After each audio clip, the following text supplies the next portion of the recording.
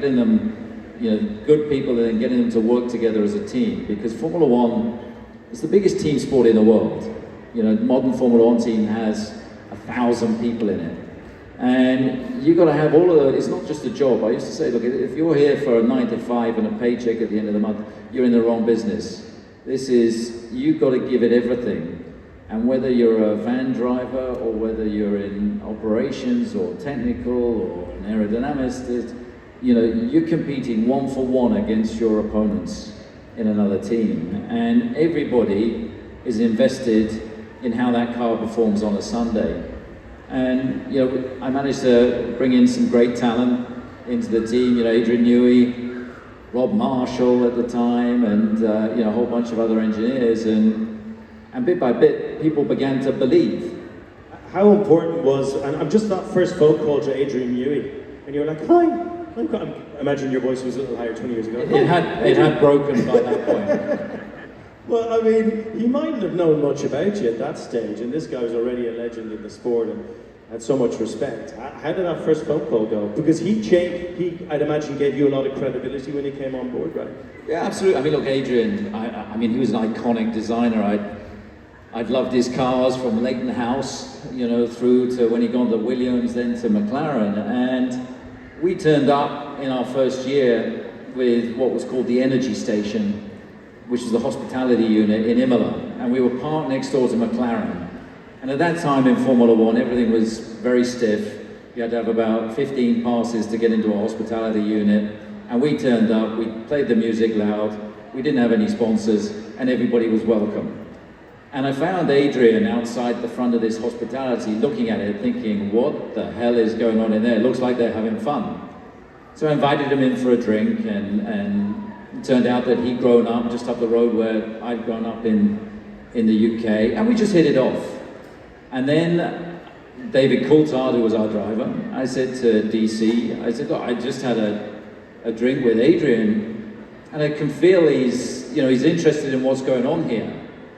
And he said to me, Christian, the key is his wife, as in all great relationships. So David arranged a dinner in London at the Bluebird, and he said, I'll look after his wife, you focus on Adrian. We had a great evening, and we talked about my aspirations and Red Bull's aspirations in Formula One.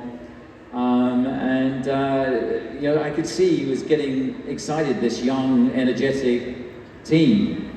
And so then we went to Salzburg. I spoke to Dietrich Mateschitz and said, look, I think I might be able to convince Adrian Newey to join us. And he said, well, how much does he earn? I said, look, I don't know. And I gave him a number that I thought it might be. Anyway, so we went over to Austria. We gave Adrian the full Red Bull experience.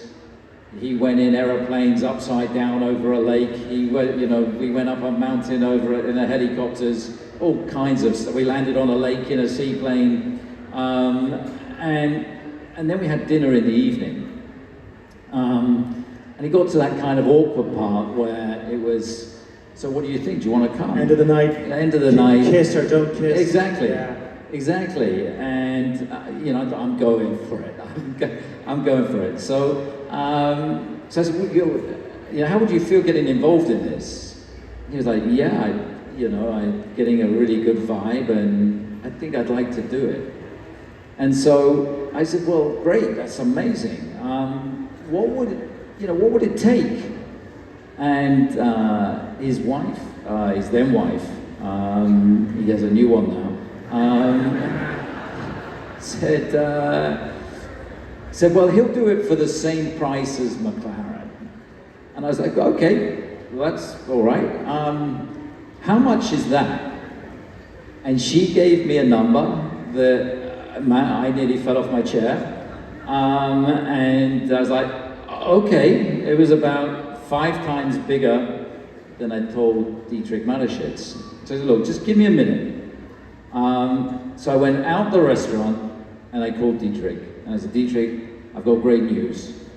Adrian wants to come, and he said, Christian, this is the most fantastic news, well done. This is going to be a game changer for our team. It's fantastic to have Adrian with us. I said, there's only one small problem. He said, yeah, whatever, no problem. And I said, well, the amount of money that I said to you it was going to cost. Yeah. I said, times it by 5. And he went, this is ridiculous. Send him home immediately. You know, how can anybody ask for so much money? Nobody earns. I don't earn that much money.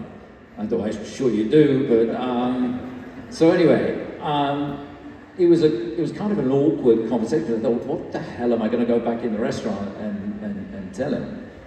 So anyway, I go back into the restaurant, sit down at the table with Adrian, and it's like, Adrian, look, we want to make this happen.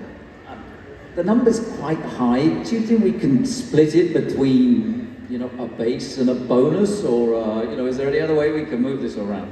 And then the phone went again, and it was Dietrich.